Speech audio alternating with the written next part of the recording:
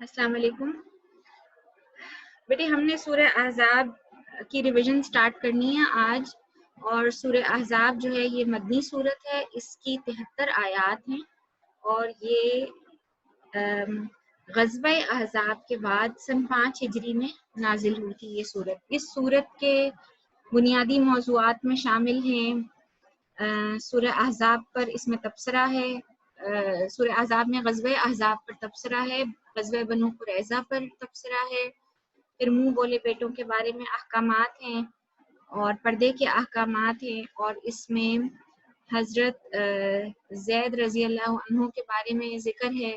حضرت زید رضی اللہ عنہ کا جو نکاح ہوا تھا حضرت زینب بنت جحش سے، اور بعد میں علیحدگی ہو گئی تھی، تو پھر آپ صلی اللہ علیہ وآلہ وسلم سے اللہ تعالیٰ نے حضرت زینب کا نکاح فرما دیا تھا۔ تو یہ اس کے موضوعات ہیں۔ اور غزوہ احزاب جو ہوئی تھی وہ سن 5 ہجری میں ہوئی تھی۔ غزوہ احزاب کے فوراً بعد یہ سورت احزاب نازل ہوئی تھی۔ اس میں اللہ تعالیٰ نے بڑے تفصیل سے ہر بات جو اس غزوے میں واقعات پیش آئے تھے اس میں بیان فرمائے ہیں۔ اور یہ وہ غزوہ تھا جو غزوہ یا وہ جنگ کہہ لیجیے، وہ جنگ تھی جو مدینہ سے باہر رہ کر لڑی گئی تھی، اور مدینہ کے باہر خندق کی کھدائی ہوئی تھی۔ اسی مناسبت سے اس کو غزوہ خندق بھی کہا جاتا ہے، اس غزوے کو جو غزوہ احزاب ہے۔ اور احزاب جمع ہے حزب کی، اور حزب کا مطلب ہوتا ہے گروہ۔ اس غزوے میں چونکہ مختلف قبائل اور مختلف گروہوں نے مل کر حملہ کیا تھا مدینہ کی طرف، تو اس مناسبت سے اس کو غزوہ احزاب کہا جاتا ہے۔ اور اسی مناسبت سے کیونکہ اس صورت میں ذکر ہے غزوہ احزاب کا، اس لیے اس کا نام بھی سورہ احزاب رکھا گیا ہے۔ ٹھیک ہے، ریڈنگ کرتے ہیں۔ پہلی آیت پڑھیں گی ایلسا آپ، پھر میں ساتھ ساتھ اس کو ایکسپلین کرتی جاؤں گی۔ جی پڑھیے بیٹا۔ یا ایھا النبی اتق اللہ ولا تطع اعوذ باللہ اور بسم اللہ کے ساتھ شروع کیجیے۔ بسم اللہ الرحمن الرحیم یا ایھا النبی اتق اللہ ولا تطع الکافرین والمنافقین ان اللہ کان علیما حکیما۔ ترجمہ پڑھیے۔ اے پیغمبر صلی اللہ علیہ وآلہ وسلم، خدا سے ڈرتے رہنا اور کافروں اور منافقوں کا کہا نہ ماننا، بے شک خدا جاننے والا اور حکمت والا ہے۔ ٹھیک ہے، اگلی آیت پڑھیے۔ واتبع ما یوحی الیک من ربک ان اللہ کان بما تعملون خبیرا۔ اور جو کتاب تم کو تمہارے پروردگار کی طرف سے وحی کی جاتی ہے اس کی پیروی کیے جانا، بے شک خدا تمہارے سب اعمالوں سے خبردار ہے۔ ٹھیک ہے، اگلی یہاں آیت نمبر 3 تک پڑھ لیں، پھر میں ایکسپلین کرتی ہوں۔ وتوکل علی اللہ وکفی باللہ وکیلا، اور خدا پر بھروسہ رکھنا اور خدا ہی کارساز کافی ہے۔ شاباش۔ ان آیات میں اللہ تعالیٰ نے اپنے نبی صلی اللہ علیہ وآلہ وسلم کو فرمایا ہے کہ صرف خدا سے ڈرتے رہنا اور اسی کا کہا ماننا، اور کافروں اور منافقوں کا کہا نہ ماننا۔ یہ جو بات کہی ہے نا اللہ تعالیٰ نے، اس کے بیک گراؤنڈ میں بہت سی باتیں موجود ہیں۔ ایک تو یہ کہ نبی صلی اللہ علیہ وآلہ وسلم کو اللہ تعالیٰ نے تسلی دی ہے اور یہ فرمایا کہ بے شک اللہ ہی جاننے والا اور حکمت والا، یعنی اس کو پتہ ہے کہ اس نے کون سے کام اپنی حکمت سے کرنے ہیں۔ دوسری بات یہ کہ جس جنگ کے لیے آپ صلی اللہ علیہ وآلہ وسلم نکلے تھے مدینہ سے باہر آ کے جنگ لڑی گئی تھی، اور جس وقت اس جنگ کا جو موقع تھا اس وقت مسلمان بہت زیادہ تنگی اور کسم و پرسی کی حالت میں تھے۔ ان کے پاس مال و اسباب کی بے حد کمی تھی، افرادی قوت پھر بھی پچھلی جنگوں کے مقابلے میں بہتر تھی، لیکن بہت زیادہ حالات سخت تھے اس وقت، اتنے سخت تھے کہ ان کو کوئی کھانے پینے کی اشیاء بھی صحیح طرح میسر نہ تھی۔ اور خندق کی کھدائی کا مشورہ جو تھا وہ حضرت سلمان فارسی رضی اللہ تعالیٰ عنہ نے دیا تھا، اور جب مسلمان خندق کی کھدائی کر رہے تھے تو بھوک سے ان کا یہ عالم تھا کہ انہوں نے اپنے پیٹوں پر پتھر باندھے ہوئے تھے، یعنی اتنی شدید بھوک کا عالم تھا۔ تو منافقین اور جو کفار تھے وہ ان کے اوپر اس وقت باتیں بنا رہے تھے کہ یہ اس حالت میں جنگ کرنے کے لیے نکلے ہیں اور اس میں ان کے جیتنے کے چانسز بالکل بھی نظر نہیں آ رہے. اور صحابہ کرام نے جب بھوک کی شدت سے اپنے پیٹوں پر پتھر باندھے تو انہوں نے آ کر نبی صلی اللہ علیہ وآلہ وسلم کو اپنا حال بتایا. تو آپ صلی اللہ علیہ وآلہ وسلم نے اپنا کرتا مبارک اٹھا کر دکھایا تو آپ کے پیٹ پر 2 پتھر بندھے ہوئے تھے، یعنی اتنی زیادہ بھوک اور تنگی کا عالم. اور دوسری بات یہ کہ یہ وہ موقع تھا جب آپ صلی اللہ علیہ وآلہ وسلم خود خندق کی کھدائی میں شریک ہوئے، اور ایک موقع ایسا آیا کہ ایک چٹان نما پتھر تھا جو کسی سے ٹوٹ نہیں رہا تھا، تو صحابہ کرام نے بہت زور لگایا کہ وہ ٹوٹ جائے. پھر وہ نبی صلی اللہ علیہ وسلم کے پاس تشریف لائے اور انہوں نے کہا یا رسول اللہ آپ ہی کچھ کیجئے. تو رسول اللہ صلی اللہ علیہ وآلہ وسلم نے جب اس پتھر پر زور سے اللہ کا نام لے کر ضرب لگائی تو وہ پتھر ٹوٹا اور اس میں سے چنگاریاں نکلی. تو آپ نے بآواز بلند کہا کہ واللہ مجھے روم کے محلات دکھائے گئے. پھر دوسری ضرب لگائی تو آپ نے پھر فرمایا مجھے فارس کے محلات دکھائے گئے ہیں. تو اس پر بھی کفار اور منافقین نے بہت زیادہ باتیں بنائی تھی. انہوں نے کہا تھا یہ تو ان کا عالم ہے کہ بھوک کی شدت سے ان کے پیٹوں پر پتھر بندھے ہوئے ہیں، اور یہ تصور کیے ہوئے ہیں کہ اس وقت کی وہ سپر پاورز تھی روم اور فارس. تو انہوں نے یہ بات بنائی تھی کہ یہ کیسی ان کی دیوانگی ہے اور یہ کیسا ان کا فقط ہے کہ یہ ان کو اتنی تنگی کے عالم میں ان کے محلات نظر آ رہے ہیں. لیکن اللہ تعالیٰ نے فرمایا آپ ہرگز ان کی باتوں کی پرواہ نہ کیجیے گا، اور جو باتیں آپ کی طرف وحی کی جاتی ہیں آپ صرف اسی کی پیروی کرنا، اسی کو فالو کرنا. پھر دوسرا اس کا پرسپیکٹو یا اس کا بیک گراؤنڈ جو ہے ان آیات کا وہ یہ ہے کہ چونکہ اس صورت میں اللہ تعالیٰ نے منہ بولے بیٹوں کے بارے میں بھی احکامات دینے تھے، اور حضرت زید بن حارثہ جو تھے وہ نبی صلی اللہ علیہ وآلہ وسلم کے آزاد کردہ غلام بھی تھے، اور اللہ کے رسول نے ان کو اپنا بیٹا اس وقت بنایا ہوا تھا، اور ان کا نکاح آپ صلی اللہ علیہ وآلہ وسلم نے اپنی پھوپھی زاد بہن حضرت زینب بنت جحش سے فرمایا تھا. تو جب ان کا نکاح ہو گیا اور لیکن ان کی میاں بیوی کی انڈرسٹینڈنگ نہیں ہو سکی اور حضرت زید نے حضرت زینب کو طلاق دینے کا ارادہ کیا، تو نبی صلی اللہ علیہ وسلم ان کو روکتے تھے کہ زید یہ کام مت کرو. تو ان کے ذہن میں یہ بات تھی نبی صلی اللہ علیہ وسلم کے ذہن میں کہ لوگ بہت زیادہ باتیں بنائیں گے اور کہیں گے کہ محمد نے کیسی بے جوڑ شادی کروائی تھی کہ جو کچھ دن بھی نہ چل سکی. لیکن اللہ کا حکم اور اللہ کی حکمت کچھ اور تھی. تو ان معاملات میں بھی اللہ تعالیٰ نے یہاں اپنے نبی کو تسلی دی ہے کہ تم صرف اس بات کو فالو کرنا جو تمہیں وحی کی جاتی ہے، اسی کی پیروی کرنا، اور اللہ تعالیٰ تمہارے اعمال سے بھی خبردار ہے اور تمہاری نیتوں سے بھی باخبر ہے. اور صرف اللہ پر بھروسہ رکھنا، اللہ ہی سب کام بنانے والا ہے، وہی وکیل ہے اور وہی تمہارا کارساز ہے. اتنی بات سمجھ میں آ گئی بیٹے؟ بتائیے، مجھے آنسر نہیں آ رہا. ٹھیک ہے آگے پڑھیں. فاطمہ ما جعل اللہ لرجل من قلبین فی جوفہ سے.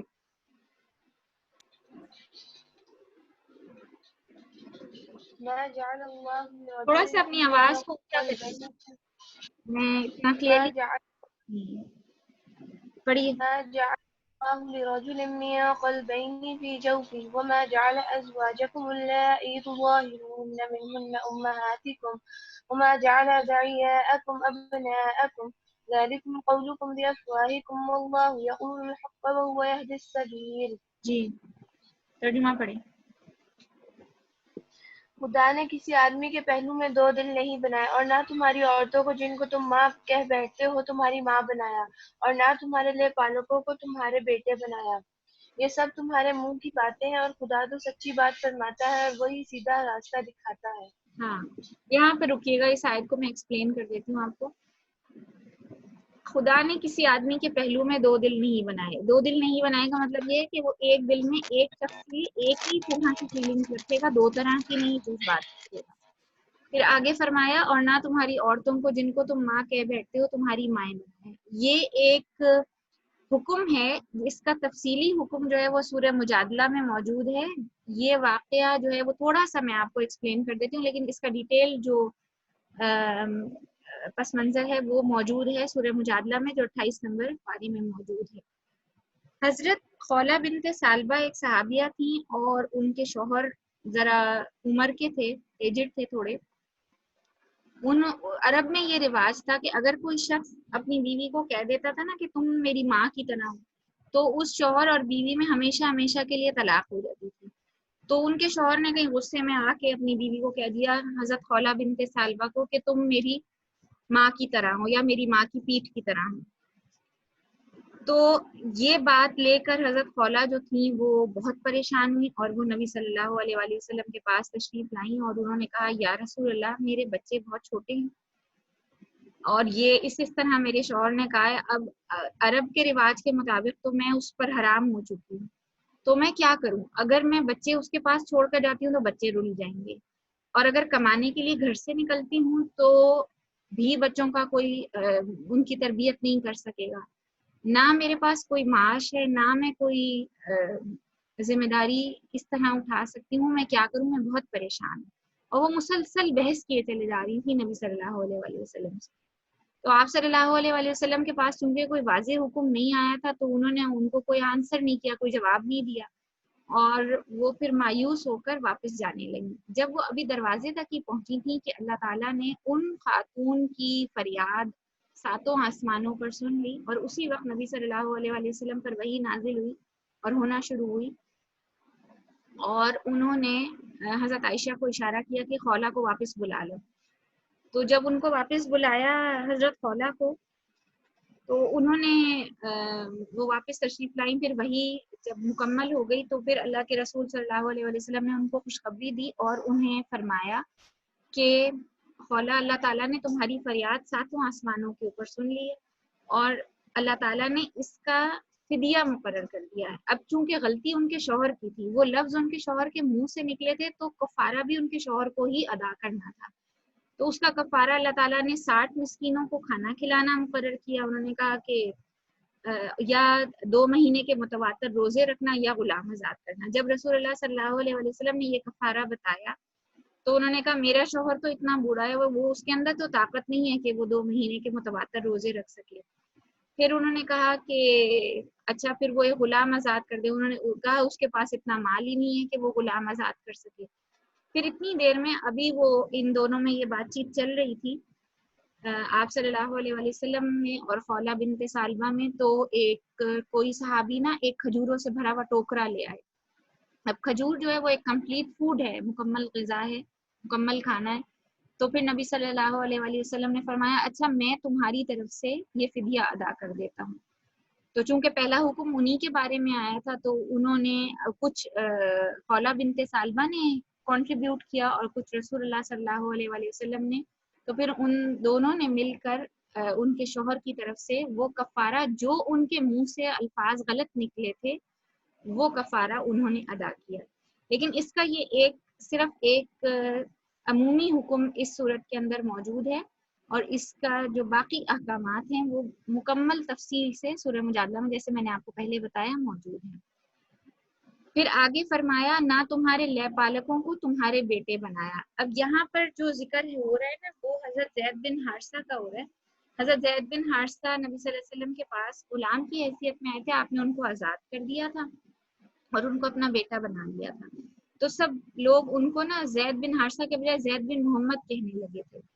لیکن چونکہ یہ بھی ایک غلط رسم تھی عرب کے اندر کہ کوئی منہ بولا بیٹا اپنا اصلی بیٹا نہیں ہو سکتا، اللہ تعالیٰ نے اس رسم کا خاتمہ کرنے کے لیے پھر آگے احکامات بیان فرمائے اور یہاں پر بتا دیا کہ تمہارے لے پالک تمہارے اصلی بیٹے نہیں ہیں، یہ سب تمہارے منہ کی باتیں ہیں اور خدا تو سچی بات فرماتا ہے اور وہی سیدھا راستہ دکھاتا ہے. اتنی بات سمجھ میں آ گئی ہے بیٹا؟ یس مس. چلیے فاطمہ آگے پڑھی اگلی آیت. ادعوہم لآبائہم هو اقسط عند اللہ.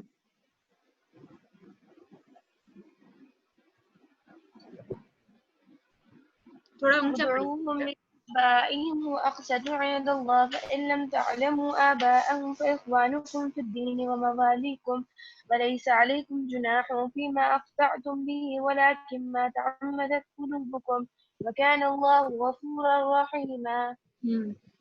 مومنوں لے پالکوں کو ان کے اصل باپوں کے نام سے پکارا کرو، یہ خدا کے نزدیک یہی درست بات ہے. اگر تم کو ان کے باپوں کے نام معلوم نہ ہوں تو دین میں تمہارے بھائی اور دوست ہیں، اور جو بات تم سے غلطی سے ہو گئی ہو اس میں تم پر کچھ گناہ نہیں، لیکن جو قصد دلی سے کرو اسی پر مواخذہ ہے، اور خدا بخشنے والا مہربان ہے۔ ٹھیک ہے، یہاں پر بھی اسی بات کا حکم ہے کہ لہ پالکم کو ان کے اصل باپوں کے نام سے پکارا کرو، کہ خدا کے نزدیک یہی درست بات ہے۔ اصل میں دین اسلام جو ہے نا، وہ ہر چیز کو اس کی اپنی صحیح جگہ پر فٹ کرنے کے لیے بھیجا ہے اللہ تعالیٰ نے۔ جو لغویات، جو رسومات، جو رواج لوگوں نے خود سے بنا لیے تھے، جس سے ان کے معاشرے میں بہت زیادہ مسائل کھڑے ہو گئے تھے، تو ان مسائل کو حل کرنے کے لیے اللہ تعالیٰ نے یہ احکامات قرآن پاک میں نازل فرمائے، تاکہ ان احکامات پر عمل کر کے انسان ذہنی طور پر پرسکون ہو سکے اور معاشرے میں اتنا انتشار اور اتنی بے چینی نہ ہو، اور جو جس چیز کا حقدار ہو اس کو وہی چیز ملے۔ اور پھر آگے فرمایا، یعنی بہت سے لوگ ایسے بھی ہوتے ہیں جن کے باپوں کے نام معلوم نہیں ہوتے، وہ کہیں سے کہیں پہنچ جاتے ہیں۔ بہت سے بچے ایسے ہوتے ہیں، کچھ حادثاتی طور پر، کچھ اتفاقی طور پر، کچھ کے ساتھ کچھ معاملات ہو جاتے ہیں۔ تو دین تو یہ قیامت تک کے لیے ہے نا۔ تو پھر اللہ تعالیٰ نے یہاں پر فرما دیا کہ اگر نام معلوم نہیں ہے تو وہ تمہارے بھائی اور دوست ہیں، لیکن تم ان کو اپنا والد نہیں کہہ سکتے یا بنا سکتے، اور جو بات تم سے غلطی سے ہو گئی ہو اس میں تم پر کچھ گناہ نہیں، لیکن جو قصد دلی سے کرو اسی پر معاوضہ ہے، اور خدا بخشنے والا مہربان ہے۔ قصد دلی سے مراد ہوتا ہے جان بوجھ کر دل کے ارادے سے کرو، یعنی جو پہلے ہو چکا سو ہو چکا، لیکن اگر بات معلوم ہو گئی تو پھر دوبارہ اس پر اصرار نہ کرنا، اسی میں تمہاری بھلائی ہے، اور اللہ تعالیٰ بہت بخشنے والا اور بہت مہربان ہے۔ آگے پڑھیے گا ایلسا آپ، اگلی آیت۔ النبي أولى بالمؤمنين من أنفسهم وأزواجه أمهاتهم وأولو الأرحام بعضهم أولى ببعض في كتاب الله من المؤمنين والمهاجرين إلا أن تفعلوا إلى أوليائكم معروفا كان ذلك في الكتاب المسطورا۔ ٹھیک ہے، پیغمبر مومنوں پر ان کی جانوں سے بھی زیادہ حق رکھتے ہیں، اور پیغمبر کی بیویاں ان کی مائیں ہیں، اور رشتہ دار آپس میں کتاب اللہ کی روح سے مسلمانوں اور مہاجروں سے ایک دوسرے کے ترکے کے زیادہ حقدار ہیں، مگر یہ کہ تم اپنے دوستوں سے احسان کرنا چاہو تو اور بات ہے، یہ حکم کتاب یعنی قرآن میں لکھ دیا گیا ہے۔ ٹھیک ہے، پیغمبر مومنوں پر ان کی جانوں سے بھی زیادہ حق رکھتے ہیں، اور پیغمبر کی بیویاں ان کی مائیں ہیں۔ آپ صلی اللہ علیہ وآلہ وسلم کا حق ہر مومن پر اس کی اپنی جان سے زیادہ ہے، اور یہ بات آپ صلی اللہ علیہ وآلہ وسلم نے ایک مرتبہ حضرت عمر سے پوچھی تھی کہ اے عمر، تم مجھ سے کتنی محبت کرتے؟ تو حضرت عمر رضی اللہ عنہ نے جواب دیا تھا کہ میں سب سے زیادہ آپ سے محبت کرتا ہوں۔ تو آپ نے دوبارہ پوچھا کیا اپنی جان سے بھی زیادہ؟ تو حضرت عمر نے ایک لمحے کے لیے توقف فرمایا اور پھر فرمایا ہاں اپنی جان سے بھی زیادہ۔ تو پھر آپ نے فرمایا تھا کہ اب تم ایمان کے کامل درجے پر پہنچے۔ تو یہ اس اعتبار سے آپ صلی اللہ علیہ وآلہ وسلم جو ہیں وہ ہر مومن کے لیے اس کی اپنی جان سے بھی زیادہ کرتے ہیں، اور جو فیصلہ آپ کر دیں اس فیصلے کو ماننا بھی مومنین کے لیے مقدم اور لازم ہے۔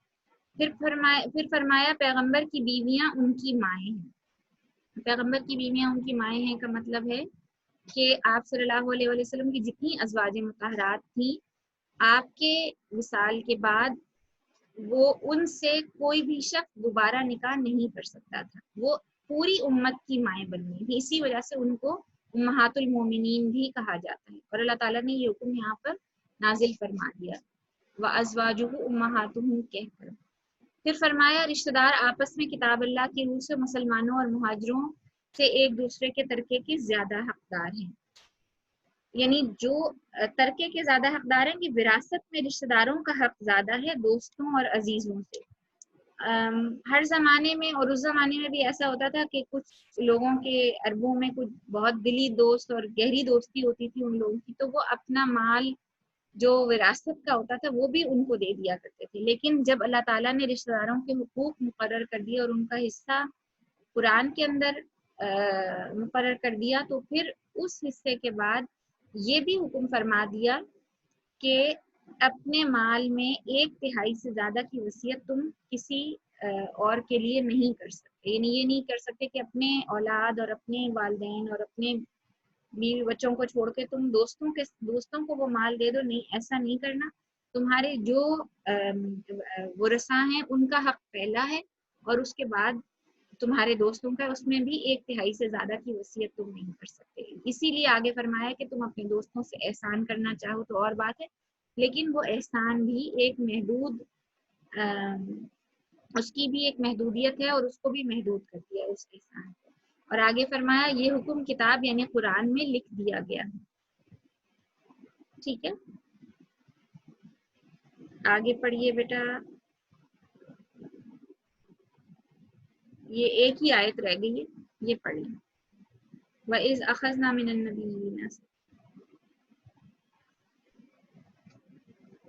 وَإِذْ أَخَذْنَا مِنَ النَّبِيِّينَ مِيثَاقَهُمْ وَمِنْكَ وَمِن نُوحٍ وَإِبْرَاهِيمَ وَمُوسَى وَعِيسَى ابْنِ مَرْيَمَ وَأَخَذْنَا مِنْهُم مِيثَاقًا غَلِيظًا.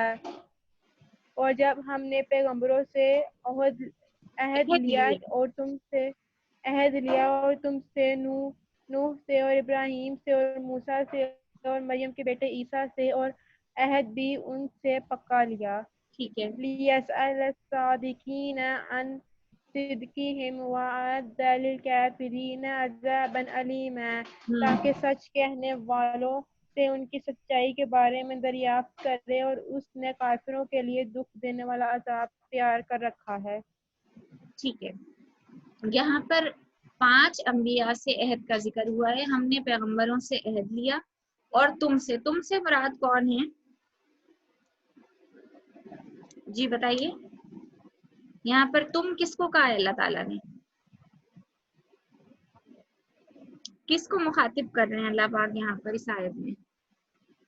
حضرت محمد صلی اللہ علیہ وسلم. بالکل صحیح، شاباش. وَمِن کا، اور تم سے، وَمِن نوح علیہ السلام سے، وَإِبْرَاهِيمَ اور ابراہیم علیہ السلام سے، وَمُوسَى اور موسیٰ علیہ السلام سے، وَعِيسَى ابْنِ مریم اور عیسیٰ ابن مریم سے. یہ 4 انبیاء کے تو نام ہیں، اور من کا سے مراد آپ صلی اللہ علیہ وآلہ وسلم، یعنی کل 5 انبیاء سے عہد لیا. اور پیچھے ذکر کیا کہ باقی انبیاء سے بھی اللہ تعالیٰ نے عہد لیا. تو جن 5 انبیاء کا یہاں ذکر آیا ہے وہ یہ 5 ہیں: حضرت محمد صلی اللہ علیہ وآلہ وسلم، حضرت نوح علیہ السلام، حضرت ابراہیم علیہ السلام، حضرت موسیٰ علیہ السلام، اور حضرت عیسیٰ ابن مریم علیہ السلام. اور یہ کوشچن اکثر بورڈ میں آ جاتا ہے کہ کن 5 انبیاء کے ناموں کا ذکر ہے جن سے اللہ تعالیٰ نے عہد لیا. آپ کے اس میں پیپر میں یہ کوشچن پوچھ لیا جاتا ہے، کبھی ایم سی کیو کے طور پر اور کبھی شارٹ کوشچن کے طور پر. اور عہد بھی ان سے پختہ لیا. یہ عہد جو ہے، ایک تو اس عہد سے مراد پہلے عہد الست بھی ہو سکتا ہے، اور دوسرا اس عہد یا وعدے سے مراد یہ ہے کہ اللہ تعالیٰ نے جو ذمہ داری ان انبیاء کے سپرد کی تھی اپنا پیغام پہنچانے کی اپنی کتابوں اور اپنے صحیفوں کے ذریعے، کہ تم نے میرا یہ پیغام جس طرح میں بھیج رہا ہوں ویسے ہی لوگوں تک پہنچانا ہے. تو یہ بھی عہد لیا اللہ تعالیٰ نے ان سے، اور پکا عہد لیا. اور اس عہد کی جو پوچھ ہوگی وہ ہوگی قیامت والے دن، کیونکہ آگے فرمایا اللہ تعالیٰ نے لِيَسْأَلَ الصَّادِقِينَ، تاکہ سچ کہنے والوں سے ان کی سچائی کے بارے میں دریافت کرے. اور یہ دریافت اور اس عہد کے بارے میں گواہی طلب کی جائے گی آخرت میں. تو وہ انبیاء گواہی دیں گے کہ ہاں اے اللہ، ہم نے یہ عہد آپ کا پورا کیا، اور ہم نے آپ کا پیغام لوگوں تک منون اسی طرح پہنچایا جیسے آپ نے حکم دیا تھا. اور اگر آپ کو یاد ہو کہ ابھی تھرسڈے کو پرسوں ہی ہم نے جو کلاس لی ہے، اس میں نے آپ کو وہ حقوق العباد والا چیپٹر تھا نا، جس میں خطبہ حجۃ الوداع کے بارے میں بیان ہوا تھا. تو میں نے آپ کو ایک بات کوٹ کی تھی کہ خطبہ حجۃ الوداع کے موقع پر نبی صلی اللہ علیہ وآلہ وسلم نے لوگوں سے گواہی طلب کی تھی، کیا میں نے اللہ کا پیغام تم تک پہنچا دیا؟ تو ان سب نے یک زبان ہو کر کہا تھا جی ہاں، آپ نے اللہ کا پیغام پہنچا دیا. پھر دوبارہ آپ نے یہی بات دہرائی، پھر تیسری مرتبہ یہ بات دہرائی، اور پھر اپنی شہادت کی انگلی آسمان کی طرف اٹھا کے اشارہ فرما کے کہا کہ اے اللہ تو گواہ رہنا، یعنی اللہ کو بھی گواہ بنا لیا تھا. تو یہ اتنی بڑی ذمہ داری تھی کہ اس عہد کا ذکر، اس ذمہ داری کا ذکر اللہ تعالیٰ نے یہاں پر قرآن پاک میں فرمایا ہے. اور اتنا ڈرتے تھے انبیاء کرام علیہ السلام کہ ان کو اس عہد کی جو گواہی دینے کے بارے میں ہے اس کا بھی ان کو ایک بہت ڈر اور خوف تھا اللہ کا کہ ہم سے حالانکہ ان سے کوتاہی جو تھی وہ ہونا ناممکنات میں سے تھی، لیکن پھر بھی وہ اپنی کوتاہی پر اور اپنے اس پر اتنے زیادہ وہ فکر مند رہتے تھے کہ ہر وقت ان کے دل میں اللہ کا خوف ہی رہتا تھا۔ پھر آگے فرمایا وَأَعَدَّ لِلْكَافِرِينَ عَذَابًا أَلِيمًا، اور اس نے کافروں کے لیے دکھ دینے والا عذاب تیار کر رکھا ہے۔ یہاں پر یہ آیت کا یہ حصہ جو ہے یہ ظاہر کرتا ہے کہ جب انبیاء علیہ السلام نے اپنا پیغام لوگوں تک پہنچایا تو جس نے مان لیا ایمان لے آیا وہ مومن ہو گیا، اور جس نے انکار کیا وہ کافر ہو گیا۔ اب ان کافروں کے لیے جنہوں نے اس پیغام کا انکار کیا جو انبیاء نے پہنچایا تھا، ان کے لیے اللہ تعالیٰ نے فرمایا کہ ان کے لیے دکھ دینے والا عذاب تیار ہے، اور وہ پیغام کسی بھی صورت میں ہو سکتا ہے۔ سب سے پہلا وہ اللہ کی توحید کے بارے میں، اور پھر وہ احکامات جو اللہ کی طرف سے نازل ہوں ان کو نہ ماننا بھی ایک طرح سے ان کا انکار کرنا ہے۔ بات سمجھ آ گئی بیٹے؟ جی بتائیے۔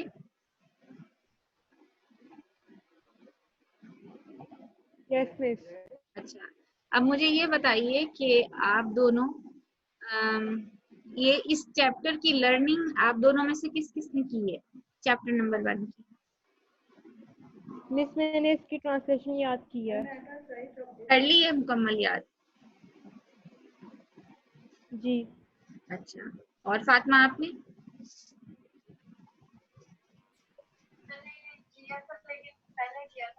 بیٹے مجھے آواز کلیئر نہیں آ رہی، آپ کی ذرا اونچا بولیں۔ جب آپ نے پہلے یہ کروایا تھا پہلے کیا تھا، آپ نے دوبارہ نہیں ریوائز؟ اس کو دوبارہ نہیں ریوائز کیا۔ اچھا اب میں آج کی اسائنمنٹ آپ کی یہ ہے کہ یہ چیپٹر اس کے کوشچن آنسرز بھی آپ کے پاس موجود ہوں گے، اس کی ٹرانسلیشن، کوشچن آنسرز اور ورڈز بھی ہیں۔ ان کا نا میں نے ٹیسٹ لینا ہے آپ سے نیکسٹ تھرسڈے کو، نیکسٹ ویک، ٹھیک ہے؟ یہ نوٹ ڈاؤن کر لیں اپنے پاس یہ بات۔ اور اس چیپٹر میں سے کوئی چیز سمجھ نہیں آئی آپ کو یا آپ نے کچھ پوچھنا تو آپ پوچھ سکتے ہیں۔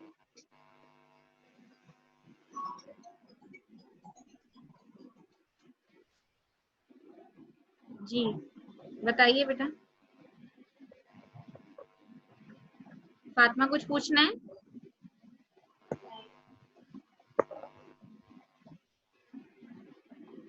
نہیں پوچھنا؟ ایلسا آپ نے کچھ پوچھنا ہے بیٹا؟ نو مس۔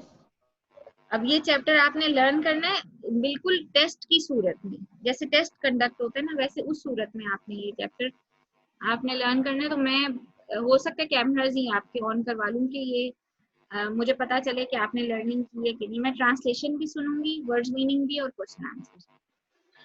ویسے ابھی ہمارے پاس ہیں 4-5 منٹ ہیں، اب تھوڑا سا ہم یہاں سے سٹارٹ کر سکتے ہیں۔ آپ اس کی فرسٹ 4 آیات جو ہیں ان کی ٹرانسلیشن ریوائز کیجیے، میں آپ دونوں سے باری باری سنتی ہوں، میں آپ کو 4 منٹس کا ٹائم دے دوں۔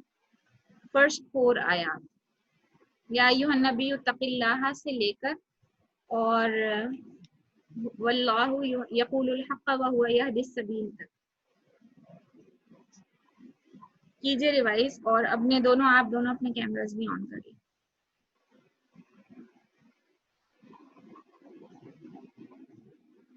ایلسا فاطمہ بیٹے کیجیے کیمرہ آن۔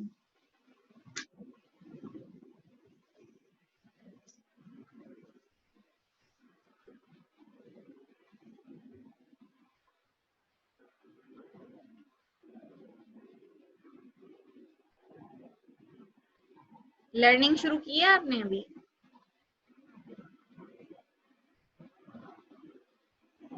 یس مس۔ چلیں کریں ریوائز، میں سن رہی ہوں 2 منٹ کے بعد۔ اوکے۔ خدا کی قسم کے پہلے میں 2 دل نہیں بنائے، اور نہ تمہاری عورتوں کو جن کو تم ماں کہہ بیٹھے ہو تمہاری ماں بنایا، نہ تمہارے لیے پالتو کو تمہارے بیٹے بنایا۔ یہ سب تمہارے منہ کی باتیں ہیں، یہ سب تمہاری منہ کی باتیں ہیں، یہ سب تمہاری منہ کی باتیں ہیں۔ مجھے دوپٹہ دینا، دوپٹہ مجھے وہاں سے دو، چھوٹا ہی دینا، کوئی چھوٹا نہیں ہے کوئی۔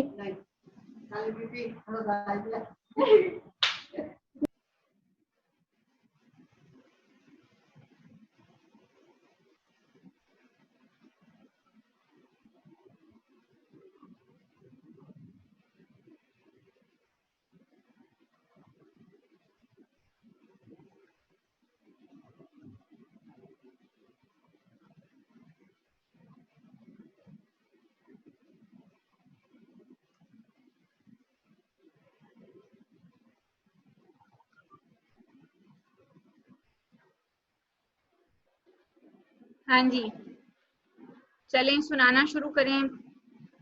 فاطمہ پہلے آپ سنائیے بیٹا. مائک ان میوٹ کریں فاطمہ.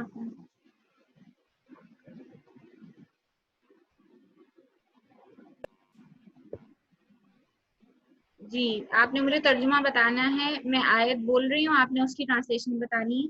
یا ایھا النبی اتق اللہ ولا تطع الکافرین والمنافقین ان اللہ کان علیما حکیما.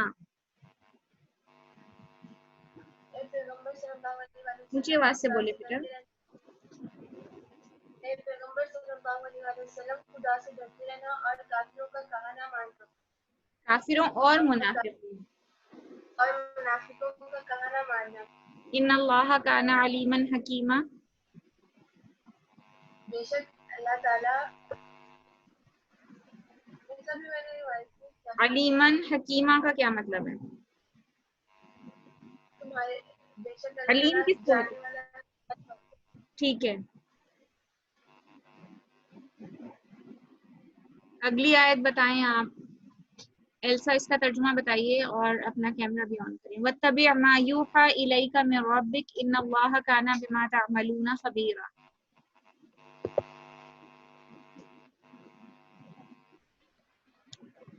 جی بتائیں بیٹا. اور جو کتاب تم کو تمہارے پروردگار کی طرف سے وحی کی جاتی ہے اس کی پیروی کیے جانا. ان اللہ کان بما اس کی تعملون پیروی کیے خبیر. جانا اور خدا تمہارے سب اعمالوں سے خبردار ہے. شاباش. اس سے اگلی والی آیت بھی بول رہی ہوں. وتوکل علی اللہ وکفی باللہ وکیلا. اور خدا پر بھروسہ رکھنا اور خدا ہی کا احساس کافی ہے. ٹھیک ہے جی. اگلی آیت نمبر 4 ہے. وہ میں آدھی بولوں گی فاطمہ آپ نے ایک ایک حصہ کر کے اس کا سنانا. ما جعل اللہ لرجل من قلبین فی جوفی.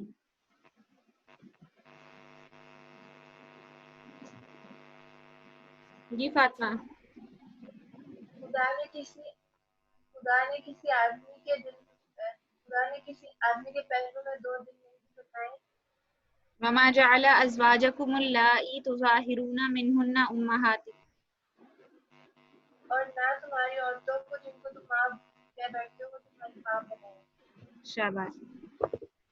جی ایلسا آگے آپ بتائیے. وما جعل ادعیاءکم ابناءکم ذالکم قولکم بافواہکم. اور نہ تمہارے لیے پالکوں کو جن کو تم اپنے بیٹے کہتے ہو تمہارے بیٹے بنایا. ٹھیک ہے. اور آیت مکمل کریں آگے.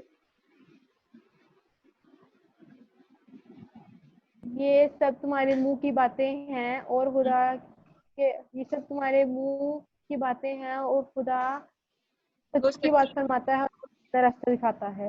ٹھیک ہے. اب یہ ہم نے 4 آیتیں ریوائز کی آج. تو آپ لوگوں نے باقی جو ہے نا پورا chapter along with words meaning اور question answers یہ لرن کرنا ہے بہت اچھے طریقے سے. انڈرسٹینڈ؟ اوکے. ٹھیک ہے. اور کوئی بات ہے تو پوچھ.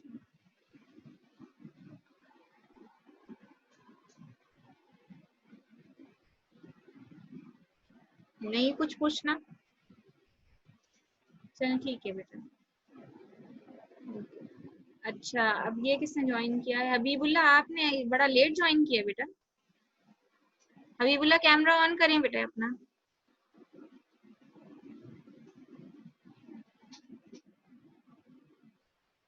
اچھا اگر آپ مجھے سن رہے ہیں تو یہ میں آپ کو بتا رہی تھی کہ یہ آپ کے لیے فائدے مند تھا. میں نے اس کی ریویژن دوبارہ سے شروع کرائی ہے سورہ احزاب کی. اور میرا مقصد یہ تھا کہ جن بچوں نے نہیں اس کو پڑھا ہوا یا نہیں گو تھرو ہوئے بھی تو ہم اس کو دوبارہ ریوائز کریں. آپ نے جوائن بڑا لیٹ کیا, ہم چیپٹر پورا کمپلیٹ کر چکے ہیں.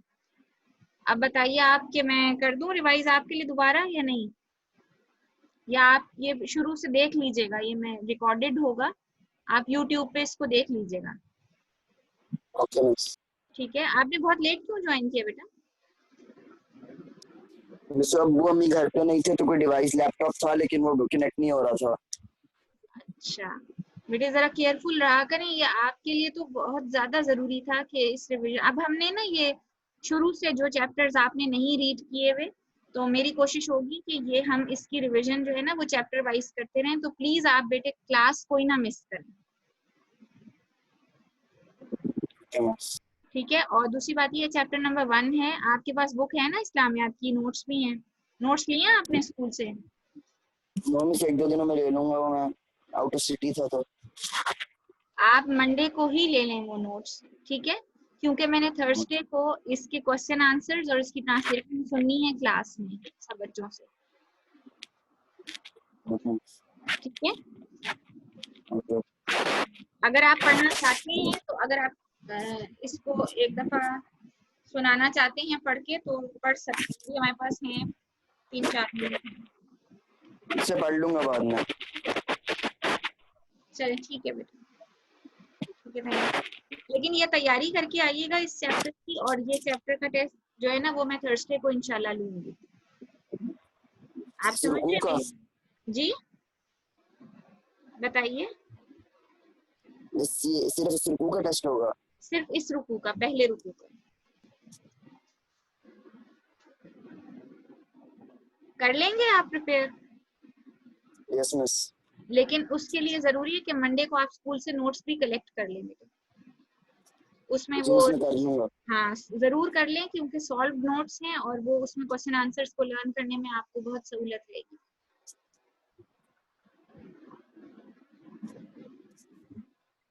ٹھیک ہے بیٹا, تھینک یو, اللہ حافظ.